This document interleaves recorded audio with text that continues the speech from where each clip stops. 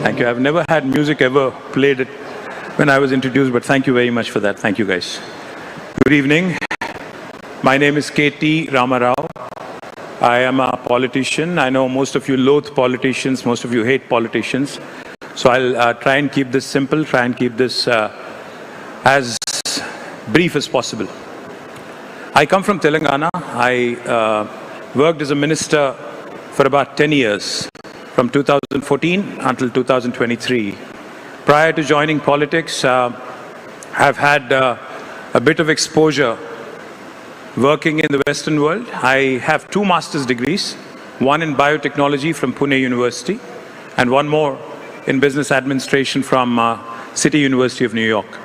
Then I worked in the corporate world for about 6.5, 7 years, came back to India, worked here for 2 more years, and then eventually joined the statehood agitation for Telangana in 2006.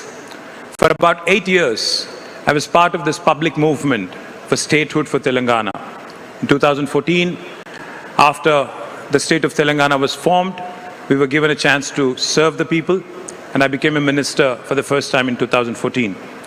For about 10 years, I've handled multiple portfolios, including technology, commerce, industry, urban development, municipal administration, handlooms, etc., etc. So why am I here? I'm here to share some of my thoughts, some of my learnings, and also to hear from you on what you want from politics and politicians and probably governments as well. I wanted to start off by saying 2 things. One, when I look around, when I see you, I see a lot of restless people, trigger happy, quick to go on to the digital world, wanting to put out a statement, wanting to put out a post a story, set a reel, restless, young, ambitious, bold. That's Gen Z, if we have to quickly sum up. You're truly the DIY generation, not the do-it-yourself, but disruptive, imaginative, absolutely youthful generation is what Gen Z is all about. I would like to believe that my state, Telangana, is also a Gen Z state. Wanted to start off by saying 3 things. One, when we start looking at events like this, thank you NDTV for this wonderful gathering, because this is a unique opportunity for lawmakers, for politicians to interact, to mingle, to understand what Gen Z really wants. When I look through this room, I can think of 3 Gen Z journeys. One, of course, my children. I have a 20-year-old and a 16-year-old. So obviously, both Gen Z, and both of them, of course, grill me more than probably what Padmaja would, more than what any journalist could, on several issues of social relevance. 2, of course, I meet a lot of youngsters as part of my job. I interact with a number of youngsters. I talk to a lot of youngsters. I keep getting fresh bout of energy every so often when I speak to them. 3, my state, which has done tremendously well in the last 10 years.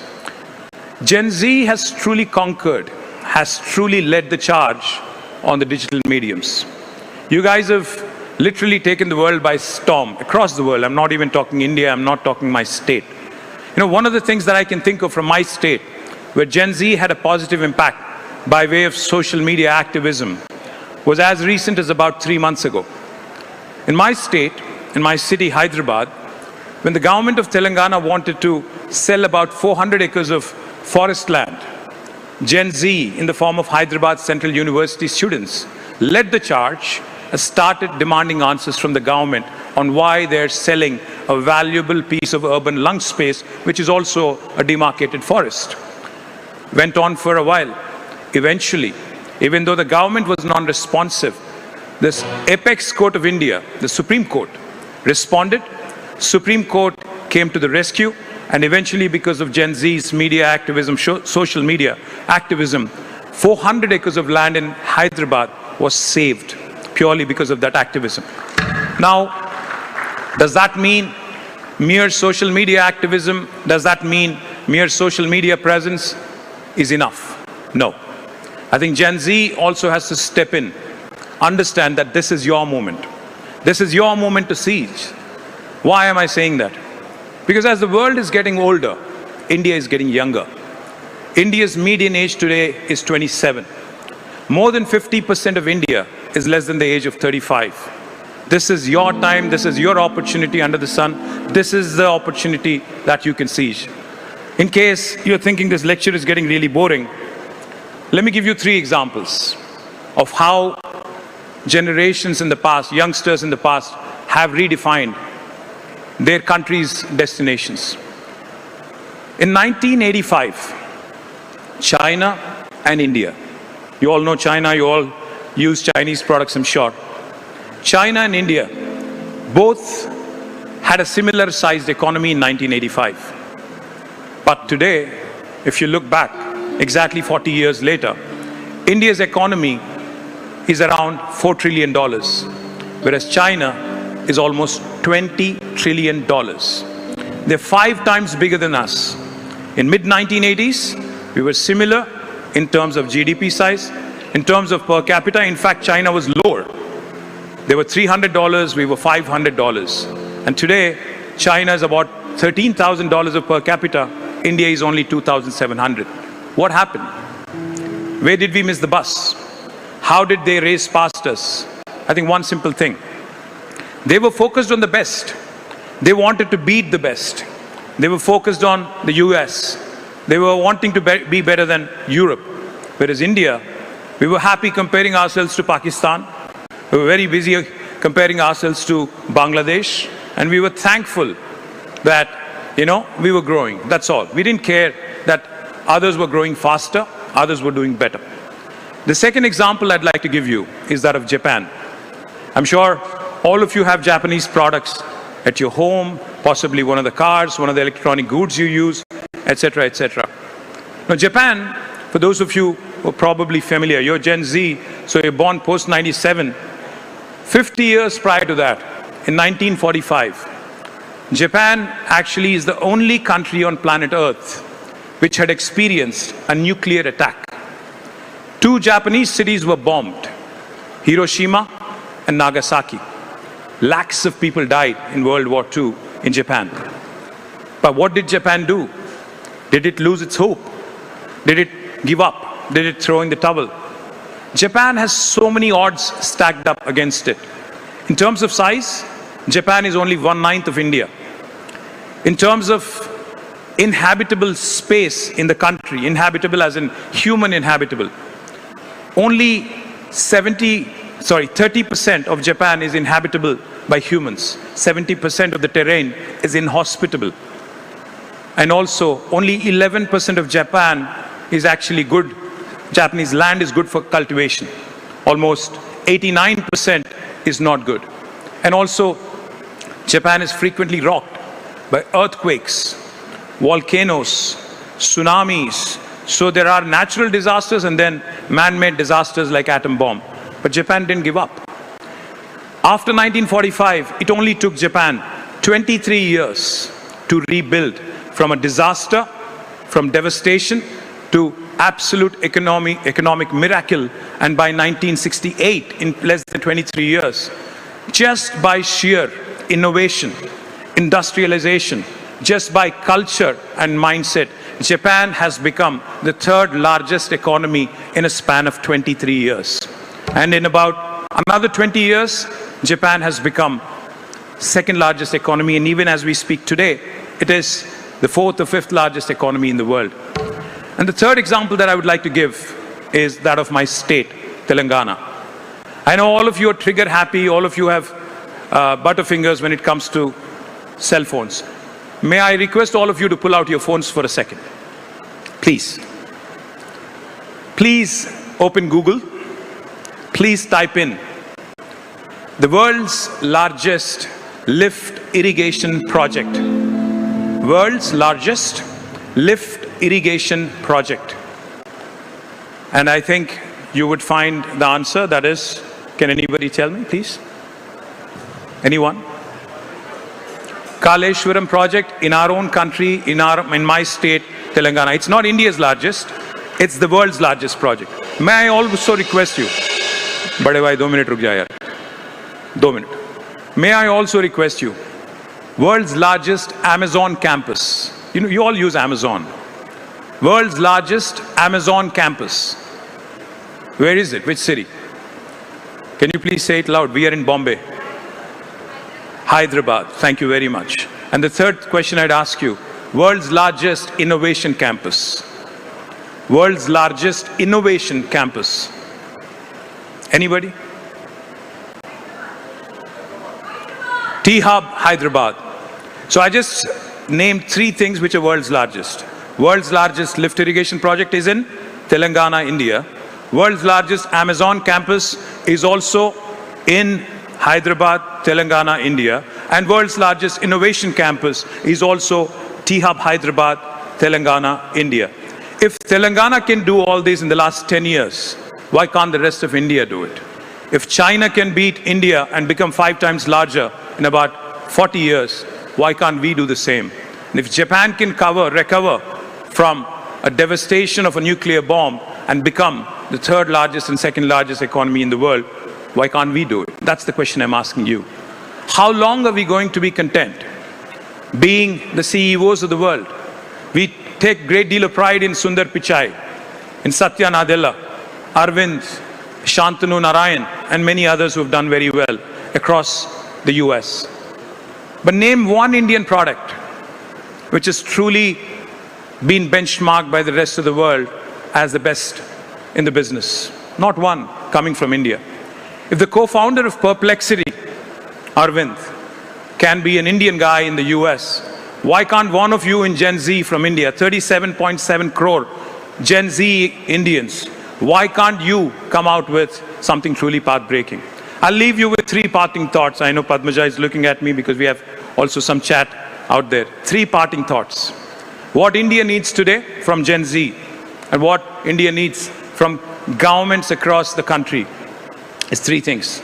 And also from the industry is 3 things. India does not have the luxury of leapfrogging. हम बार-बार सुनते रहते हैं प्रधानमंत्री जी से कि 2047 तक India को फर्स्ट वर्ल्ड कंट्री बनाना है. India does not have the luxury. अगर बना है 22 साल में, we don't have the luxury of leapfrogging. We have to pole vault. We cannot leapfrog. The second thing I'll tell you, India does not have the luxury of inviting venture capital. We need our industry to open its purse strings. We need our industry to be adventurous. What India needs is not venture capital, but adventure capital. Also from Gen Z, what we need, what India needs to truly become first world country is not for you to come out with the next Amazon, not for you to come out, become the next Uber. I think best practices are dime a dozen. What we need from young Indians, what we need from Gen Z is next practices. We need you to redefine the world order. We need you, along with the governments and the industry, to work on next generation practices, next breakthroughs for the rest of the world. Because like I said, while the world is getting older, India is getting younger. And today, the opportunity that Gen Z has in India, there's never been a better time. Because governments are attentive, industry is attentive, capital is not a concern. You're only limited by your imagination, you're only limited by your ambition. And I'm sure with more and more such events, many of you will become innovators, many of you will become disruptors, many of you will truly come out with world-class products. I was just listening to Pawan, who's also from Telangana, by the way. Thank you for that that's enlightening inputs. Once again, thank you NDTV Yuva for giving us this opportunity. Truly delighted to be here. Cheers. Thank you.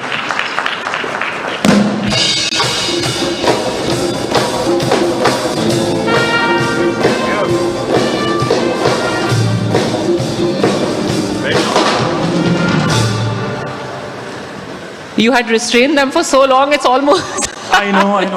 Thank you, boys. Appreciate it. No, so now in this session, we are going to do a few Q&As. If you like the answer given, please feel free. Go for it, Mr. Drummer. I've never had this, so I'm a bit confused. Okay, so since you said that there is a lot of scope yet for a Gen Z ecosystem, and you've done a lot of, three options statements. Let me start by asking you, if you were to choose a state which has truly developed a good Gen Z ecosystem, would it be Maharashtra, Telangana, or Gujarat? You know my answer. Okay, let's leave out Telangana because you'll be my biased. Fiduciary responsibility, of course. Karnataka, Maharashtra, Gujarat.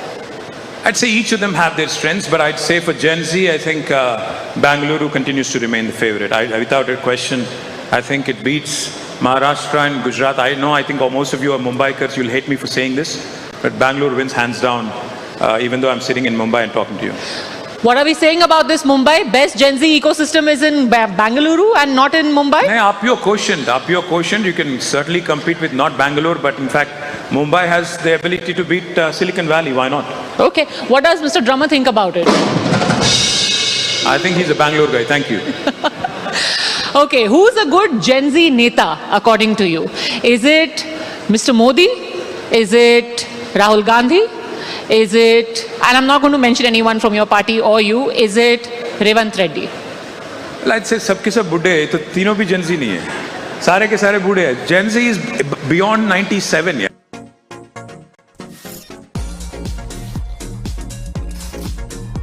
To Gen Z, no? Say, put it that way. Then I think I'd say right now, I only have 3 choices. Yes, only 3 choices. Only 3? Only 3. Caught between devil and deep sea. I don't know who to choose. So I'll probably play it safe and say Narendra Modi. Okay, if you had to give a 4th option of your own, who would you say? I think in our country, yes, in India, our country, yes. I'd say that appeals to Gen Z. Who you think has got the pulse of Gen Z right? My friend Conrad Sangma, the Meghalaya Chief Minister, he plays very good guitar. I think he appeals to Gen Z more than any other politician because he's a very, very cool politician.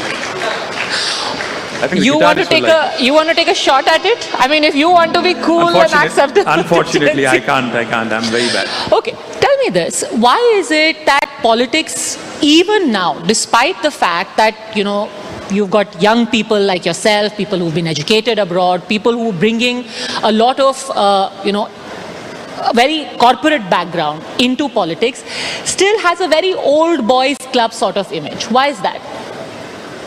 I mean, I think the question goes back to what you were saying a few minutes ago, the choices we have today. Unfortunately, a few, but it can be changed because especially after the advent of social media, we see unfiltered, unedited, direct, unadulterated feedback coming to us. Because otherwise, politics is not only an old boys club, politics is also a club of psychophancy and psychophants, unfortunately. So with social media's advent, I think the kind of feedback we've all been getting, the kind of direct, unfiltered feedback we've been getting is truly going to change India's politics in the next 10 years. That's something I truly believe. So let us talk probably another 5 years and 10 years from now and you'll realize that politics will have a lot of these youngsters also joining in, either directly or indirectly. I don't mean not everybody will become an MP or MLA, but at least they'll start participating in the process. They'll start taking more active interest because end of the day, politics decides your future. I mean, आपके मोहल्ले में road बनना है कि नहीं, आपके यहाँ जो एक मोहल्ला क्लिनिक बनाना है उसका मतलब किस कदर बनाना होगा, कैसे बनाना होगा. All these things ultimately, I think, have to be determined by us participating. Today, I don't see urban voters and Gen Z really participating in voting, but I'm hopeful that once they start participating actively, things will change. It won't remain an old boys club. We'll have a lot of infusion of youngsters as well. This immediate feedback, social media feedback, can also be a double-edged sword. It can be enlightening, but it can be rather nasty. Has there been something which you thought was just like, okay, great feedback, but was really raw, honest, and perhaps a little cruel? Yeah, when I give a terrible speech, I'm told directly कि आज का speech बहुत घटिया था, बहुत सीधा बोल देते हैं. So that's all right. It's perfectly fine because see, it's better to be told directly onto your face कि कुछ गड़बड़ है, rather than just living in your own fool's paradise thinking everything you do is absolutely brilliant. So I would any day want unfiltered, fresh, raw feedback and get unadulterated content directly from the my voters, What did you say so wrong in that speech कि बिल्कुल घटिया ही बोल दिया किसी ने आकर के? नहीं पता नहीं यार किसी को पसंद नहीं आया होगा. होता है ना. I mean, not everything. See, I just said Bangalore is a better ecosystem. I'm sure Mumbai guys wouldn't like it. So, when somebody sees that, and especially media is very notorious for playing only those clips that they like. I'm not saying you, NDTV, but I'm just saying, So no, wait till you go and check your Twitter feed. There'll be some people there saying, "Kya ghatiya baat thi ye?" Mumbai is way better than this. Even my kids actually don't spare me. So when I say something which isn't very interesting or which is a bit cliche, they're on my case. So. What is the most honest thing you said your children grill you the most? What's been the most cruel thing that your children have said to you? Cruel. Because children can be cruel. And they're unfiltered because they're your children, so. Absolutely, Well, last night I was asking my daughter, she's 16. So I was asking my daughter, what do Gen Z kids want a politician to say? She simply said, she was being kind to me personally, but she said, I don't think Gen Z really likes politicians, is what she said. Like, obviously, as you can see. So therefore, it's okay, I understand. But what they need to understand also is that everything that they do right now, or everything that they do from the time they get up till the time they go to bed, including GSTs and everything that affects their life, day-to-day life, are the decisions taken by politicians. So they better start getting involved. They better start paying attention. You spoke about the journey of your party. Obviously, it was born of a revolution. Yes. And at the forefront was your party, the TRS at that time. But the lifeblood was the youth of Telangana, the youngest people then. What happened? How is it that you stormed into power 10 years ago, 11 years ago, and then equally unceremoniously, if I may use the word, not really. You were ousted from power? No, not why? really. I'll tell you why. Did the youth reject you? Did you not 10 years. figure out what the youth Gen Z of Telangana wanted? I'll tell you what. 10 years we were in government, we've been given an opportunity to serve. We did really well. And when we lost in 2023, it was not unceremonious.